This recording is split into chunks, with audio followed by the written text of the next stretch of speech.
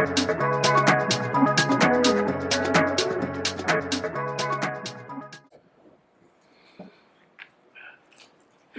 morning, everyone. Good morning. Good morning. Good morning, everyone. Good morning. Yes, indeed. Praise the Lord. Yes, indeed.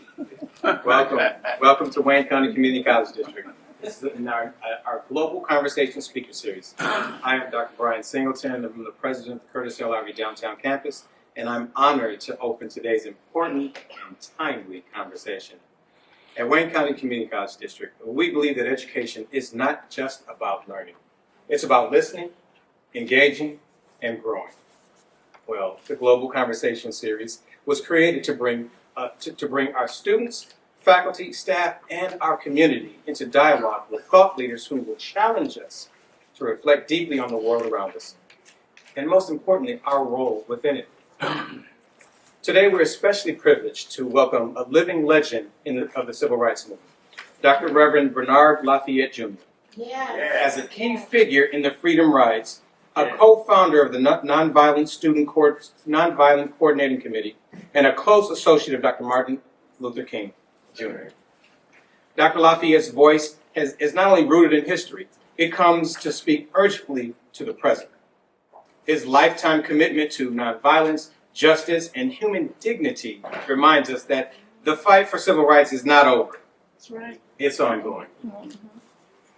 We're also proud to welcome back Mr. Bankole Thompson, a distinguished journalist, author, and commentator who will moderate today's conversation.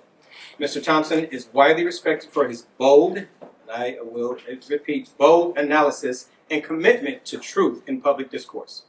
His insights and questions will no doubt guide us through a meaningful and reflective dialogue. This is more than just a lecture. It's a call to consciousness. Whether you're a student, an educator, or a community member, I hope today's conversations will inspire you to think critically, act courageously, and continue the work of justice in your own communities. Please join me in welcoming Dr. Reverend Bernard LaFayette Jr. and Mr. Bankole Thompson to Wayne County. All right. Can you all hear me? Yeah.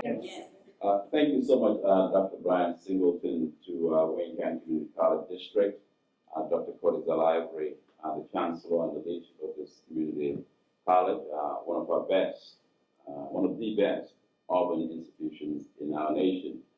It's a privilege and an honor to be here this morning with a man, again, as Dr. Singleton mentioned, a living legend of the civil rights movement. I came to know Dr. Lafayette 24 years ago.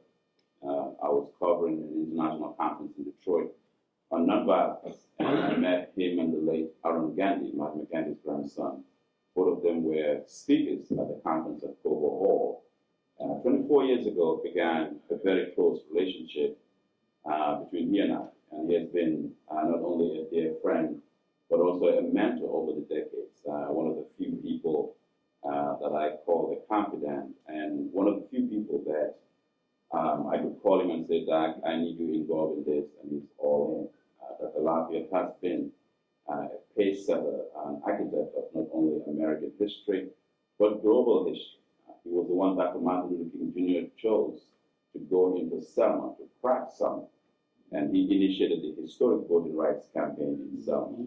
He's the only living civil rights leader in history to this day that every year the city of Selma honors the Reverend Dr. Bernard Lafayette Day.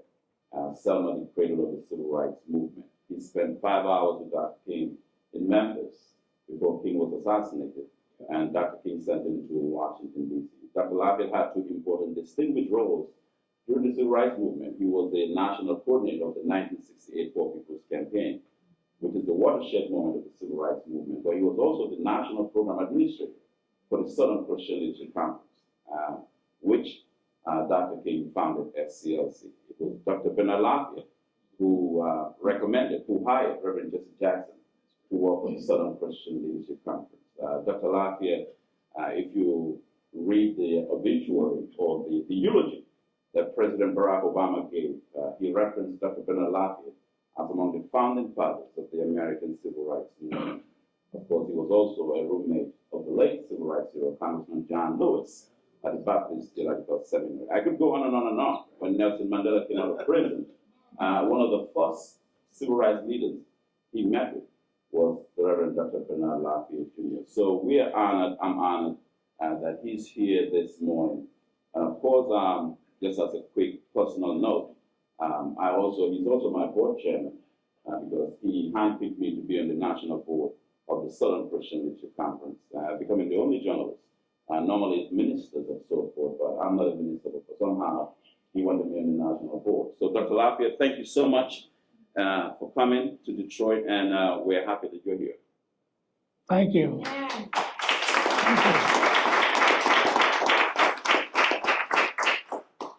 I want to begin by asking you to reflect, when you look back at your life, there are many dimensions to your life. You've done so much. And we were having dinner last night. You were just sharing so many stories with me. And I want you to look back to where you came from and where we are today. And what your life has meant, not only to you as an individual, but to our nation and the world. Thank you very much. I'm very honored to be here with you on this occasion. And I also want to tell you that it's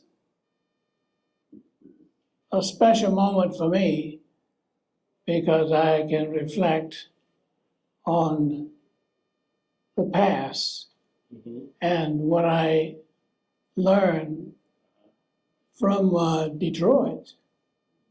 Yes, very young. And I also am always honored to have my wife with me, Kate Lafayette. Okay. Kate Bulls. Yeah, Kate Bulls. Yeah, Lafayette. Her father had a very unique role in the movement as well. And she has been with me a number of years all over the world. And she has been a trainer, yes, everywhere you think of places. She has been with me, and she is a unique trainer. Her father was Booker T. Washington's office boy. Okay. And he was the one that helped Booker T. Washington make connections and break barriers. And also he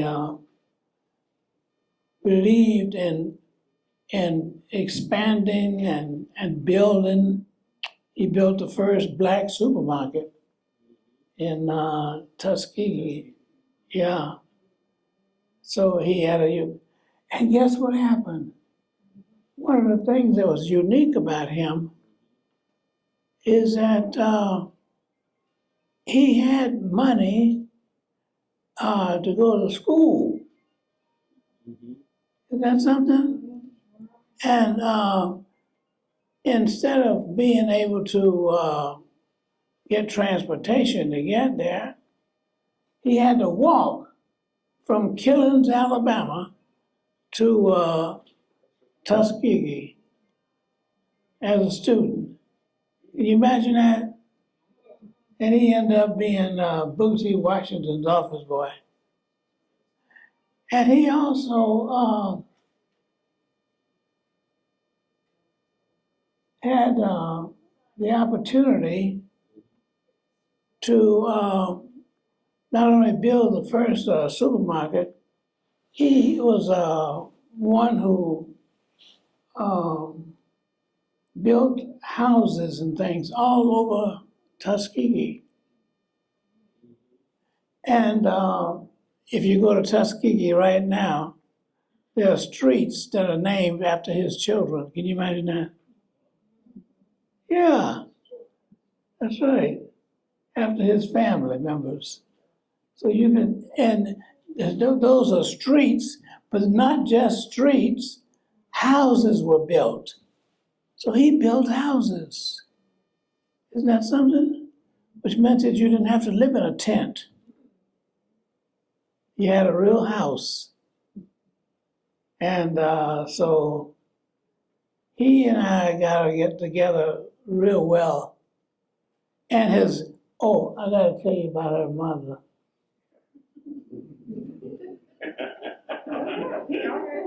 Hey, oh my goodness.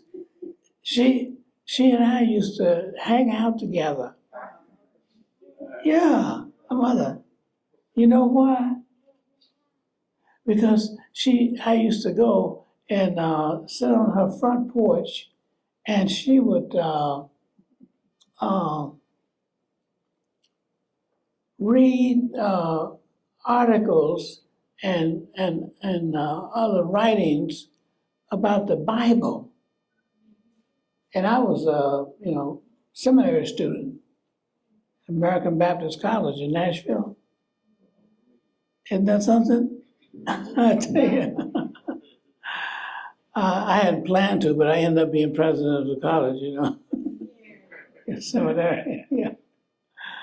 And so that whole thing shows you how kinship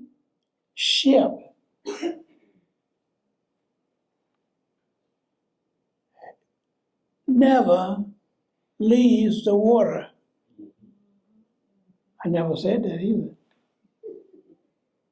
Kinship. If you're on the right ship, you don't have to worry about drowning. If you're on the right ship. And so my point is, that relationship is what we're talking about. Relationships, okay? And I'm going to be brief because I want to, if possible, Take questions. yes. He reads my mind. And not only mine, okay? He has the ability to create a mind. So your mind is the thing that's going to preserve you rather than you preserving your mind.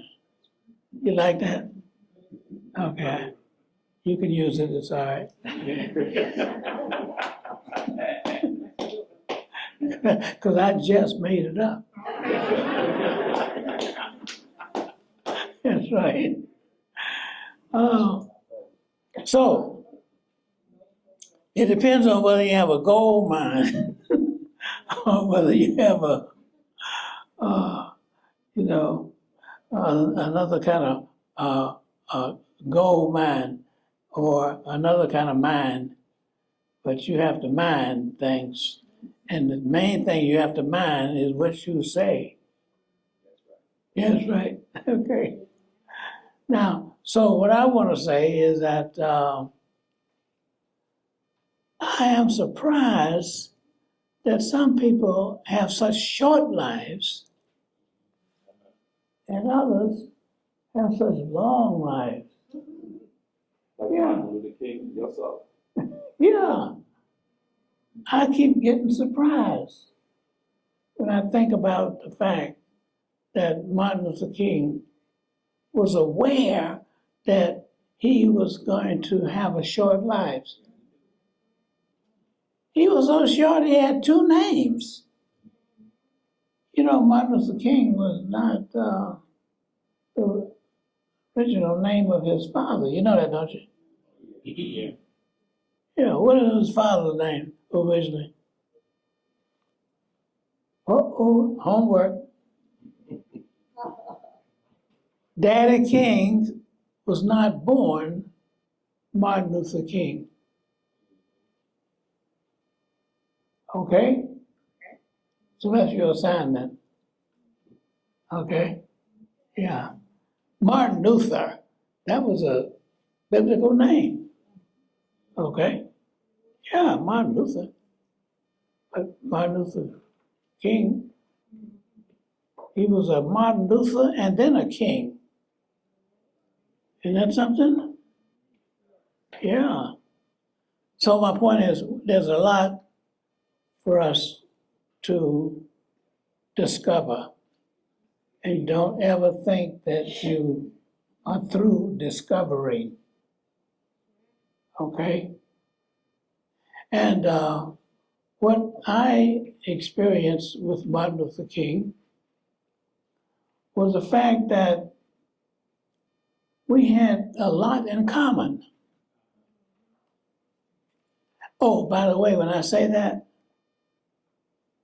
when we had staff meetings, Martin Luther King didn't chair the meeting. Did you know that? He was the president, but he would sit on the side of the table and let somebody else, share the information. Okay? And then when Martin Luther King came to some conclusion for himself, okay, he always checked it out before he came to a final conclusion. So that was what you call fact check. So you could know, not only guess. You know what guess is all about? Guess is trying to figure out who you are. That's what guess is. Guess who I am. Guess what I'm going to be. That's a guess. Now, there's some things it's important for you to lay firm foundations. Firm foundations.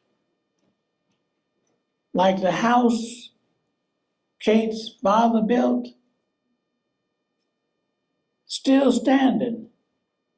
Guess how old the house is? 90. Yeah. The foundation was not built out of wood beams and things. They have actual logs, the round logs. You heard of that, haven't you?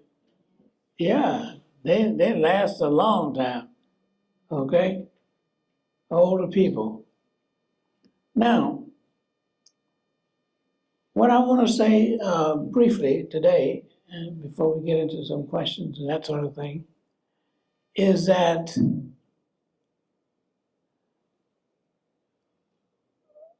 don't always catch yourself in a surprise situation. Surprise. Okay? Yeah. Plan to be able to determine what the future potential has to hold. You can help determine the future. You don't have to just stumble along to see what's going to happen next. And plan your funeral. Yeah. A lot of people spend too much time planning their funeral rather than planning their life.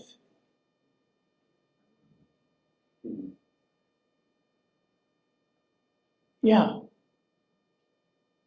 And the other thing is that, believe it or not, you might be able to determine how long you live based on decisions that you make. And guess what? Based on decisions that you don't make is a decision. You got that? Uh-huh. Yeah. So in other words, it could be that you can decide how long you're going to live. I used to hang out with Martin Luther King, and he was fun to be with, by the way. You know that? In fact, sometimes we had to drive a long way at night to get to a meeting that was going to take place the next day. You know why we had to drive all night? Because there was no place to stay. So what you do is stay in your car. And we had Martin Luther King in the front seat, because he wasn't going to sleep anyway. And you know what his job was? To sit next to the driver and tell jokes so the driver wouldn't go to sleep.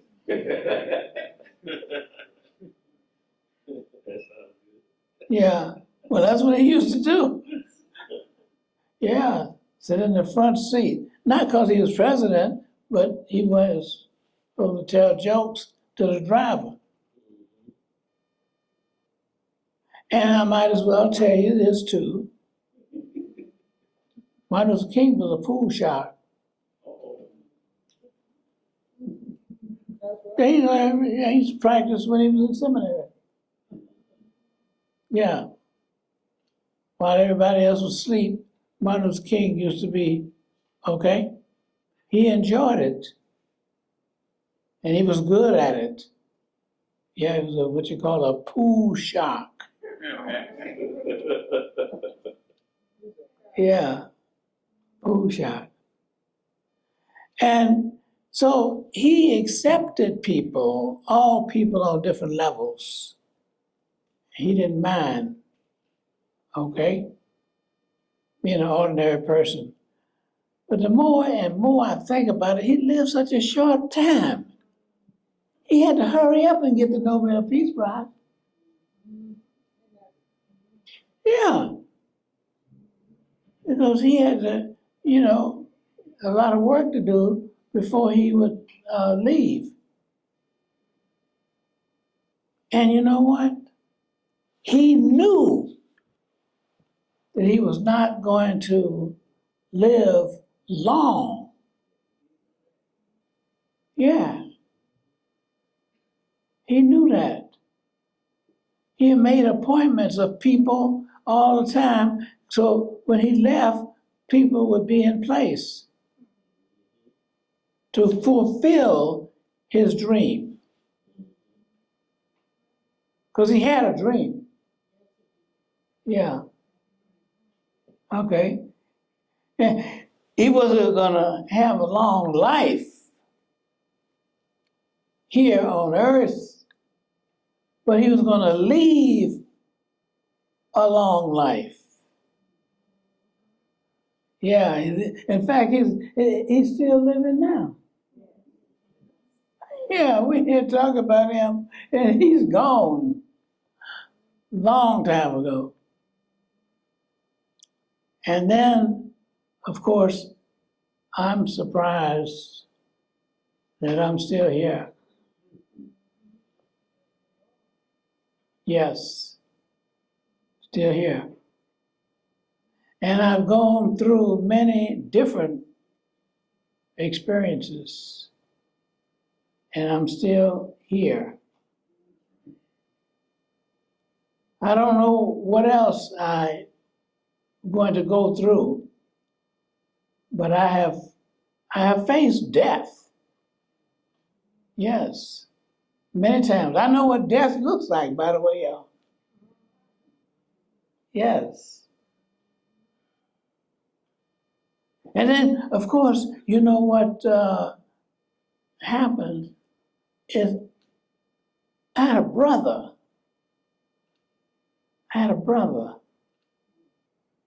And he was, well, very young when he left. How about 4 months?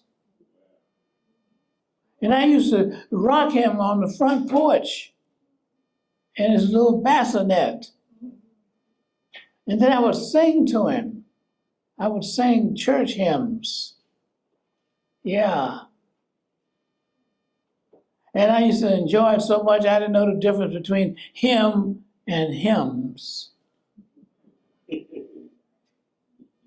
Because even after he left us, 4 months old now, I used to be on the front porch shaking him and rocking him in his little bassinet, even after he left. I used to shake the bassinet. And then I used to sing to him. I used to sing to the empty bassinet. He was 4 months old, and I was 4 years old. Yes, we made it to 4, both of us. But it's not how long you live. It's how well. That's why Martin Luther King said he went to the mountaintop and he looked over and he saw the promised land. Yeah, that's why he rushed to the mountaintop so he could be able to see. Okay? Yeah. Nothing got in his way. So my point, I'm going to stop here, okay, is that Martin Luther King wanted to be able to see, okay, with a holistic view of things. That's why even when he looked at the star, the North Star, it wasn't the star that was holistic, it was the constellation. So you got to be able to have a broader view of things. Went to the mountaintop.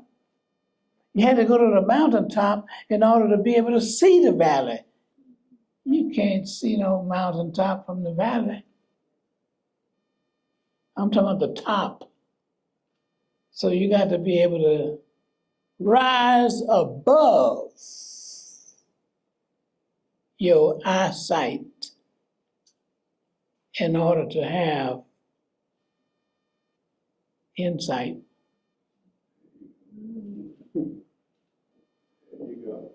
Very profound and well stated. Dr. Reverend LaFayette Jr. here. I'm going to say a couple of things, and we're on a very tight schedule, so we get 10 minutes to ask questions because this conversation has to end at noon. Just quickly, Dr. LaFayette did not say this, but this, boggles my mind. On the night that Medgar Evers was assassinated, he was on the list to be assassinated. It was 3 civil rights activists, including Dr. LaFayette, who were on the list to be assassinated. He survived that assassination attempt, and probably that's why he's still around here, and Medgar Evers is not here. But we have some books at the back that have been provided to you freely, courtesy of Wayne County Community College District, as well as the Pulse Institute, which is the organization I'm affiliated with, that LaFayette sits on the National Advisory Board. So the Pulse Institute and the Wayne County Community College District are providing 3 books of Dr. LaFayette, his biography, titled In Peace and Freedom, My Journey in South. Very profound in the book itself. I'm not going to give it all. Very interesting when he welcomed, with Dr. LaFayette who welcomed Malcolm X to South. It's very, very interesting stories in that book. Living legend, living history here. So we're going to take some questions, and this is what I want to do. Because he's a scholar extraordinaire, he likes to inquire. He loves the Socratic questions. So I'm going to say less commentary when you're asking your questions, less editorials. You know, let's put the soapbox aside. We have not only a civil rights leader, but a scholar as well. PhD from Harvard University, by the way, a scholar extraordinary. So let's skip this question, just straight questions, no commentary, editorial, none of that. Bam, bam, bam, bam. So within, I think within 10 minutes we can get 10 questions, so 5 or 7 questions. Who wants to ask the first question? Go ahead. Can you? Actually, I'll give you this mic right here. Can we? Right here, yeah. Oh, okay, okay, good. Do you ever think Martin Luther King was an angel sent from heaven? Do you ever think Martin Luther King was? Was an angel sent because his time was real limited and he did everything. I want this question because did he ever think he was an angel sent to earth? So we had this conversation at breakfast this morning about the divine intervention and cosmic reality. Do you think that Dr. King was God sent? Do I think that Martin Luther King was God sent? The answer is yes.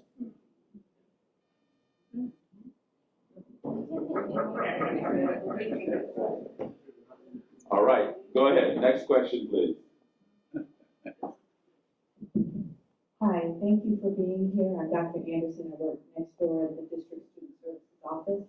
And I'm wondering what you can share about his works and his writings that he may have talked to you all personally in those long rides about how to create them, what to say, how he should respond to people under some of these very difficult times. Did he ever have moments where, you know, maybe he even cried, just said, I don't know what to say to them, or I don't know how to keep going with, you know, not my nonviolent message? Were there ever any moments like that that you could share with us? That's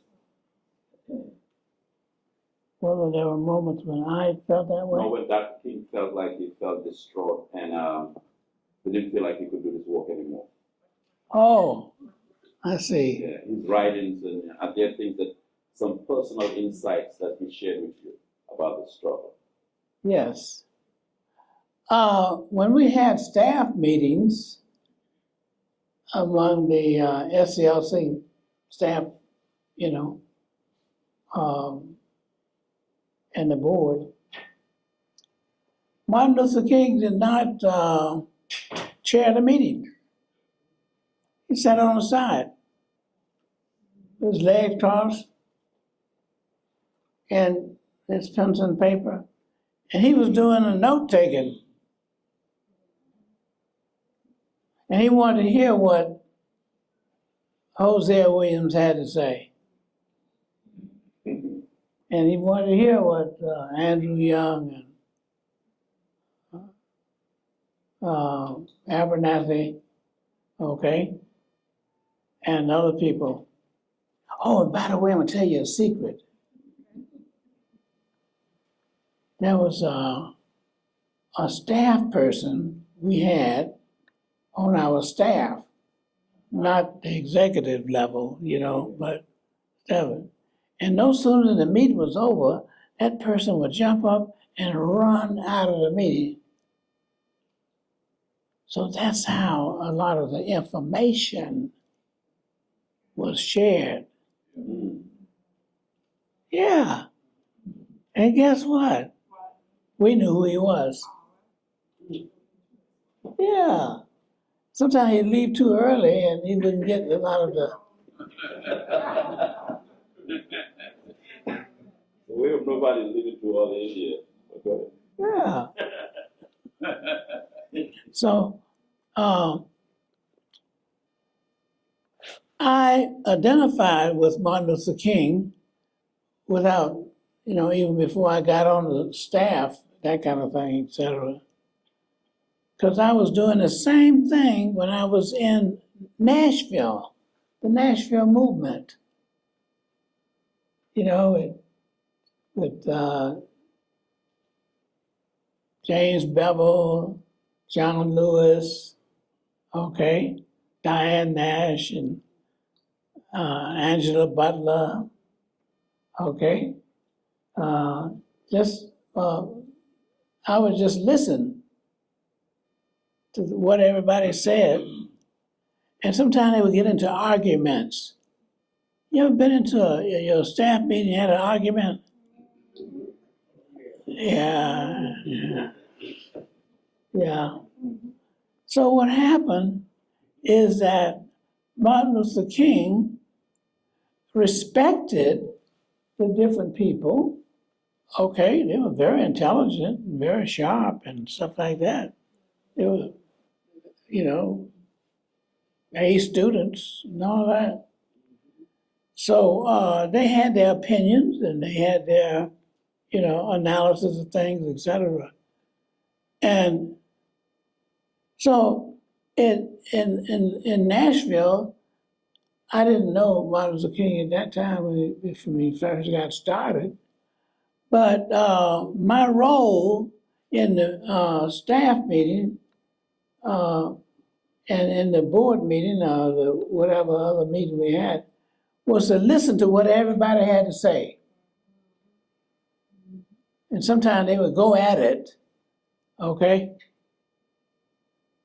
And then, before the meeting was over, my role was to make sure that the people who were in the leadership had consensus and not arguing with each other. Okay? That's a role that you could play. Because you know why? Sometimes people misunderstand what others were trying to say. And we didn't want the leaders to leave the group and gonna go out and lead somebody else and they don't understand or they didn't agree. You gotta make sure that we're, consensus. If you're gonna be a leader, or either you're gonna be on a leadership,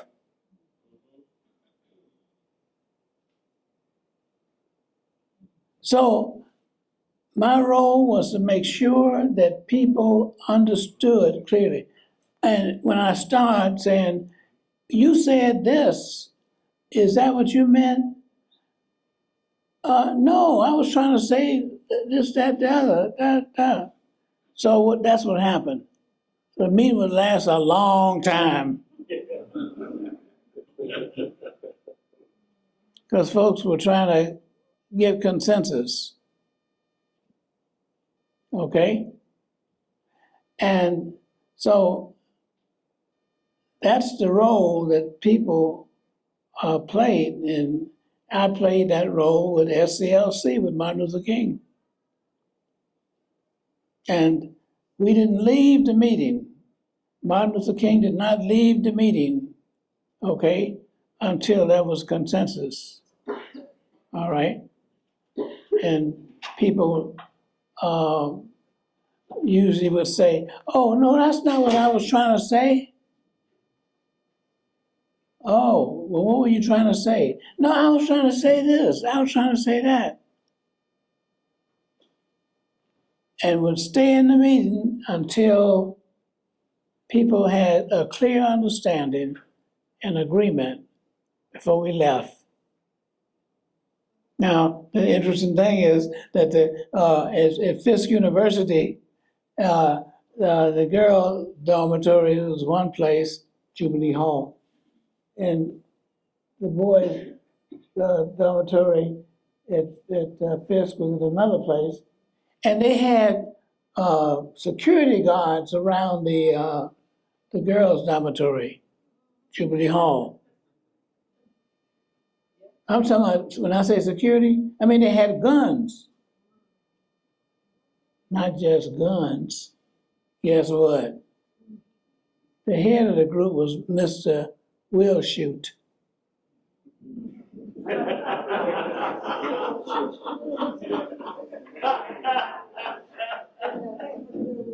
That was his name. So so the fellows like from American Baptist College and places like that, we had to escort the girls home, back to the Jubilee Hall. And the doggone meeting sometimes didn't turn out till 12 o'clock. Because, you know, they never stopped talking, as you can tell. Yeah. And so, guess what we did? We sent the fellas to the front of the Jubilee Hall, and that's where the security guards was. They started running around there, you know, in the front, okay, when they saw the boys, because boys not supposed to go to the girls' dormitory after a certain hour. So Will Shoot and his group would run to the front, and we were able to get Diane Nash and Angela Butler and all others. We snuck them in the dormitory through the fire escape. Yeah. Because the most important thing was to make sure that we had consensus and agreement before we went out to have a movement.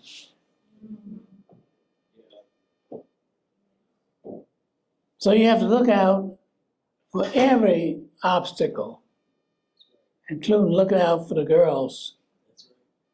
Okay? So anyway, Martin Luther King had that same, but that was my role in the Nashville movement.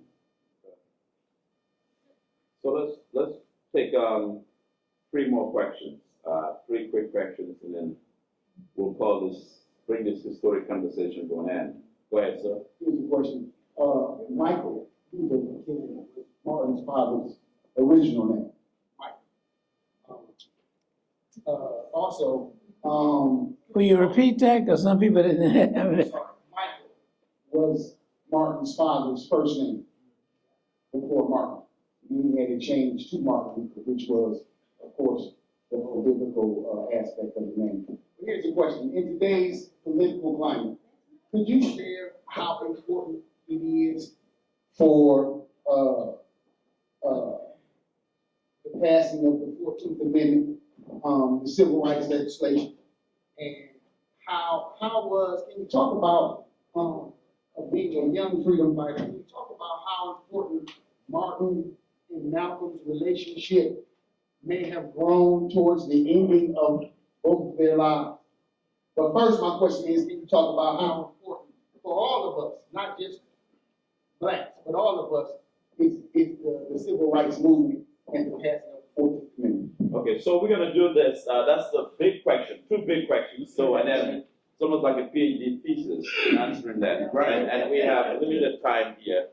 So I think I'm going to use my moderator's privilege here to let Dr. Lockett answer the question, the relationship between Malcolm and Martin. I think that's important. And then let's take 2 more questions. I think I can remember go ahead. My question is, why do you think it's so controversial with the current administration trying to release the quote MLK papers unquote? And should we be concerned about what's in them? Okay. Question number 2. What's the next? Let's take the final question here. Thank you so much, Dr. LaFayette and Mr. Bankole. My name is Ella Davis. I'm a faculty member here. I've been teaching African American Studies for years, and I know about your work and Reverend Young and so many others. And I'm looking at the title of this presentation, Battle for Civil Rights and Economic Justice, the Road Ahead in 2025. And I hope you can just leave us with a snippet of our road ahead in 2025 in view of the political dynamics so far this year. All right, that will be the final question. Road ahead in 2025. Let's go. I was just gonna ask, for one quote, or your favorite quote. Or favorite quote, okay. So that, let's go with Malcolm and Martin's relationship. How important was that to the movement as it grew towards the end of their lives? Martin and Malcolm. They didn't, let's say, they didn't live too long, did they? Apart? Did they? How long did they live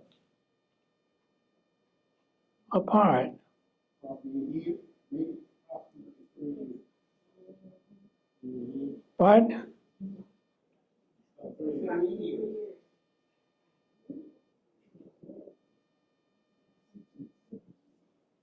You say 3 years?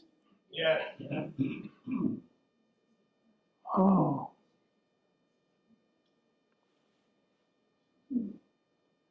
That, Malcolm, why do they call him Malcolm X?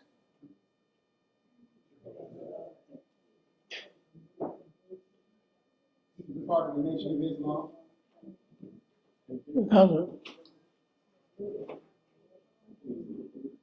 Because of the Nation of Islam? Was Martin Luther King was he in jail? Did Malcolm get a chance to see him? They met once in Washington, D.C. Uh-huh. They met once in Washington, D.C. Yeah. And it was a brief encounter. Malcolm X received the X because in the history of the Nation of Islam, the X was to X out the former slave owner's name. There you go. That's where Malcolm X comes from, and just about everybody else had an X at that time. Uh-huh. I see. Okay. And Muhammad, Elijah Muhammad? I see. Now, he and Martin met. That was the meeting that took place by appointment. Martin Luther King and Elijah Muhammad, they actually did in Chicago. Oh, So I think that I'm going to come to the remaining questions so we can round up this conversation. I think one of the fascination by historians and observers and students of history is the relationship between Martin Luther King and Malcolm X, and how, of course, the media has portrayed that. And I think this audience also wants to know whether there was a cohesive relationship that added to the collective movement for civil rights. okay. From your vantage point. Yeah. You know what? You ever heard of Woodlawn Street in Chicago? Guess who used to live on Woodlawn Street?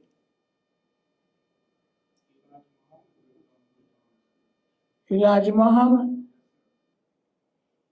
Okay.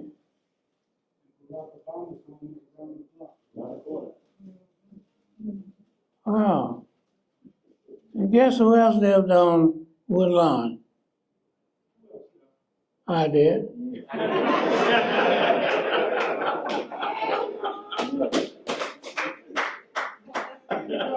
Yeah. Uh-huh. Yeah. Paul Brooks. And I used to live on there. And he took me down to his house. When I say on the same street, almost on the same block. And we went down to his house. We both lived on Woodlawn. So I went and met him. I went down to his house and knocked on, and we had to, you know, his fence had a lock on it. Yeah, the door with his fence. And guess what happened? We went and we had to ring the doorbell, the outside doorbell, to the yard, the gate. And they let us in. Yeah. And we went on down there, and we knocked on the front door. He came to the door, and guess what? He had been taking a shower, and he had a big old towel around him. Yeah. That's how open he was about this thing. And that's how I met him personally. And we got a chance to talk with his towel on.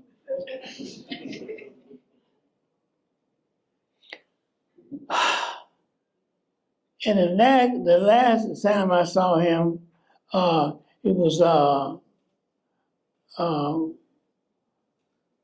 we were on an airplane, and we were flying into Chicago, from Chicago to Atlanta. We went there, and we got at the airport, at the gate, and I had a, ticket in a regular coach, and I had my boarding pass, and we were at the gate there, and you know what he did? He said, "Let me see your boarding pass." I know what are you gonna do with my boarding pass? But I gave it to him, and he went and put me in first class. Yeah. And what happened is some folks in Chicago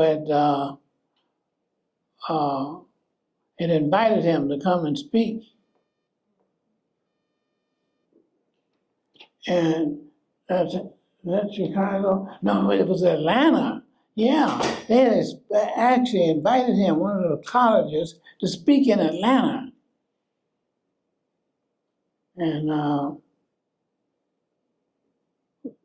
And guess what?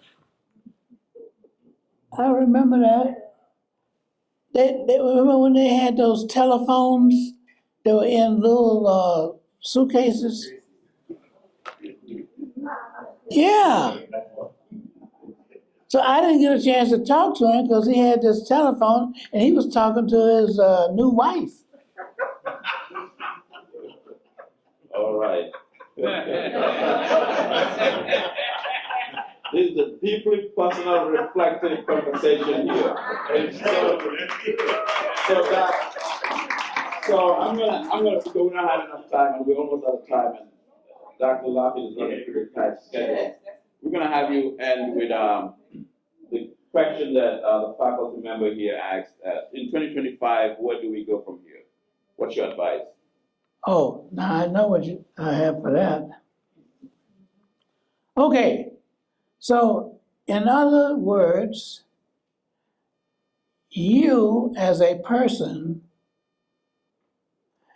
need to examine your personal life.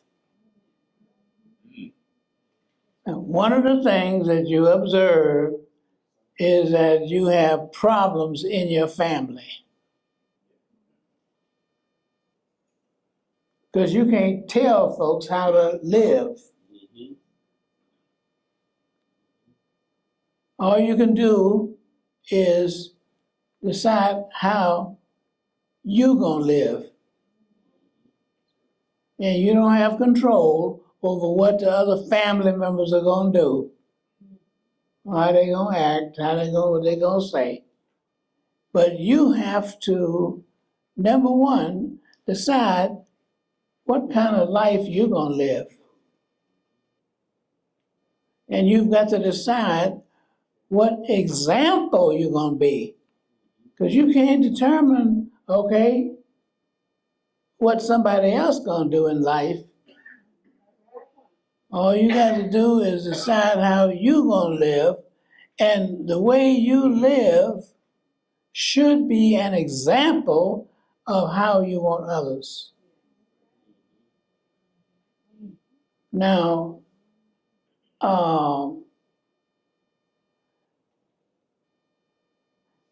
I have come close to death many times.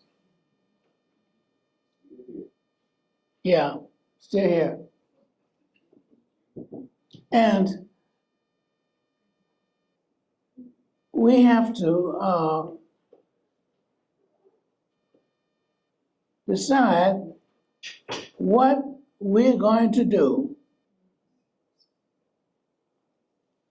and if we're going to make a difference in life as we leave it. We're not going to be here forever. And a lot of folks thought they were going to be here longer than they're here. Okay? Now, as Martin Luther King's example was, you can't do everything for everybody. But you can be an example to those who you think is going to make a difference. And then, hopefully, you will leave that example for others to follow. But you have to be a good example. Okay? Now, I'll just say this one, and then we'll go in. There's a name of a street in Selma, Alabama, and it was First Avenue and Chestnut. So if you ever got a chance to go down there. And the Chestnut Street is named after a lawyer, okay, from Selma, Alabama.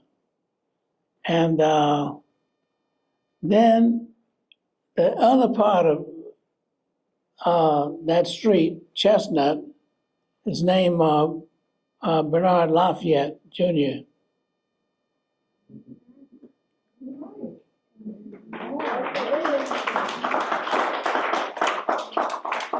And it came along later. But what happened was this, like he just mentioned, the Medgar Evers, who was the president of NAACP in Mississippi, okay, lived in Jackson. And then there was another, he was killed that night, and the another person who was head of the core group of the Finrites, he was killed. What was his name? Ross? What was his name? It's in my book. You don't have copies of my book? They'll have copies right after that. Oh, okay, all right. Oh, they're back there. Oh, well, you might want to. Anyway.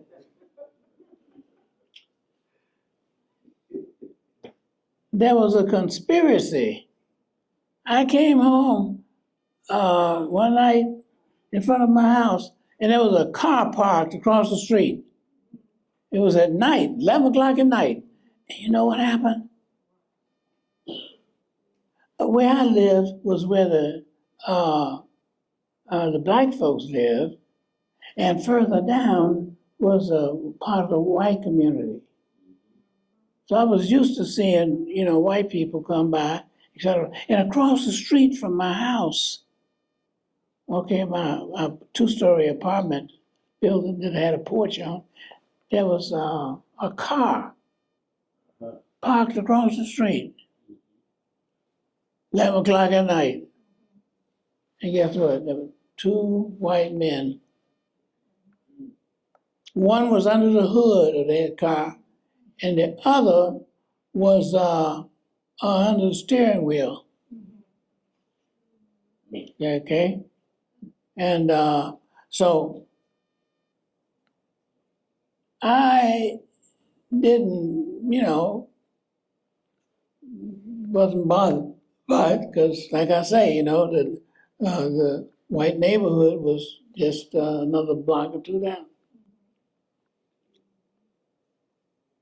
I was getting some papers because I had just come from a mass meeting, and I had a lot of papers and things in the back of my car. I'm gonna talk real fast. And what happened is I had a 1948 Chevrolet. Julian Bond got that for me. Gave the rest of them new cars. And he said, no, y'all telling me to be quiet while he was distributing cars. Brand new cars, little cars. But he was saying that, so I said, okay, I'm gonna see what's gonna happen. Because he was trying to be ahead of Snick and everything, and I had, so he's gonna give me this 48 Chevrolet. Okay. But it had big tires on it. It's like it was fluid drive. You know what that meant? You had no extra clutch. And he said, I'm giving you this car because you're gonna be working in the rural areas. They have dirt roads in rural areas. And you need big tires so you can bump around those curves and things, okay? And then particularly if somebody's chasing you on a dirt road, you got those big old tires, that meant that dust could fly all up and they wouldn't see the curves in the road. So you got to think ahead of what you're gonna run into. So you make sure you don't run. So I had that, I just stood around and looked. So this guy, huge white fella, I mean, like, had shirt sleeve rolled up on top of his thing, you know what I mean? Bald head, whatever. And I turned around and he said, Buddy. And they used to call him, black folks in those days, Billy Bob and Buddy. Goreville and Harry. He said, he stood up over me because he was tall. He looked down on me and said, Buddy, how much would you charge me to give me a push? There was one under the steering wheel and he was up and looking down and 11 o'clock at night, I'm gonna charge him? I said, oh, I ain't gonna charge you nothing, man. I'll give you a push. So I got there and pulled up behind and there were bumper guards, and stuff like that. So he was stooping down looking to see if they match because you didn't want the thing to get locked, okay? And so I went down and I looked and out the car. I said, do they match? He said, yeah, we'll come down and take a look at them. I knew they matched, great big old thing like that. So, and it was 11 o'clock at night, I jumped out the car and I bent over, boom, he hit me. Still got the scars, okay? Still got the scars up here. I paused. I didn't jump. I didn't run. The main thing you learn in nonviolence is the first thing you do is control yourself. Then you have the potential of controlling the situation. But if you lose self-control, yeah.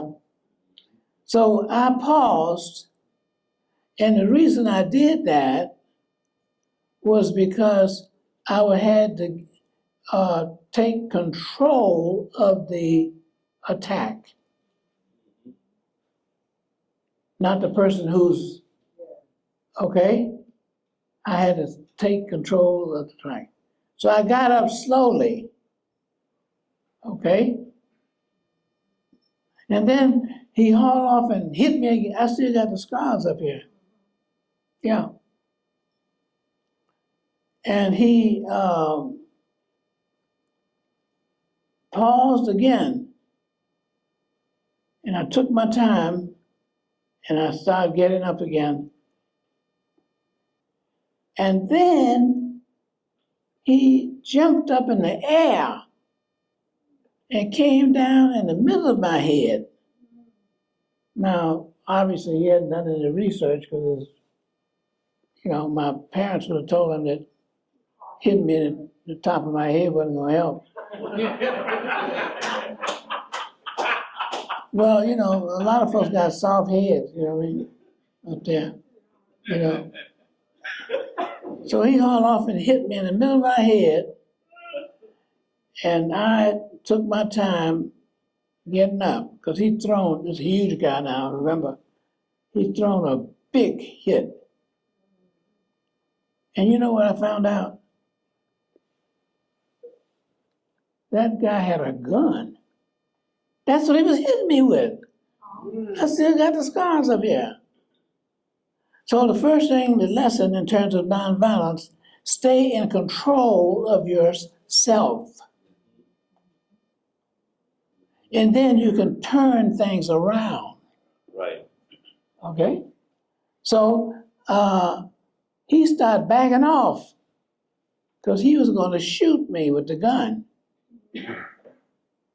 Now, I had a neighbor upstairs called him Red. That wasn't his color, but they called him Red. Red had gone to the military, and Red had trained people how to shoot rifles. He was a black fella, okay? He came across the banister with his rifle so he could get a good beam on this guy. Guess what I did? I jumped between him and the guy who had the gun on me. You stay in control of yourself first. Then you have the potential of controlling the situation. And you always think about consequences. Don't ever think other than consequences and whether or not your behavior can change the consequence. And Red had a gun, and I'm standing in between Red and the guy who had the pistol.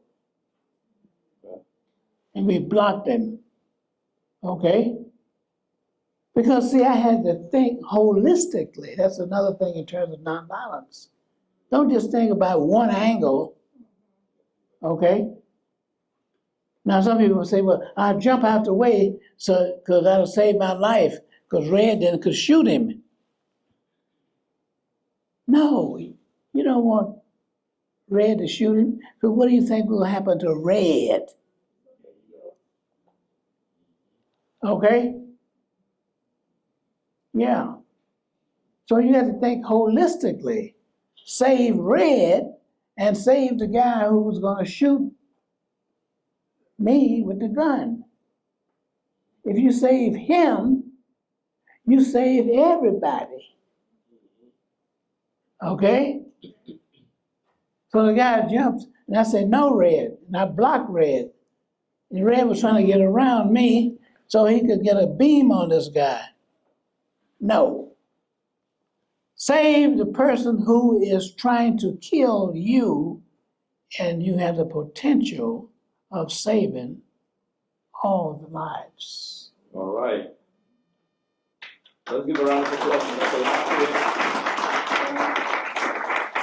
LaFayette. One final thing, and that is, that was the night that Medgar Evers was killed. Okay?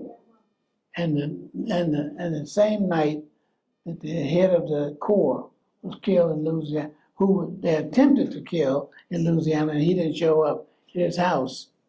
So the FBI came by and told me a week later that they had planned to have a, what they call a tri-state conspiracy. Right. Kill us 3 nights. But this is what I didn't tell you. The other fella, he used to send me death day cards. Wow. I told him I didn't think that was necessary. Right. All right. Let's give a round of applause to Dr. LaFayette.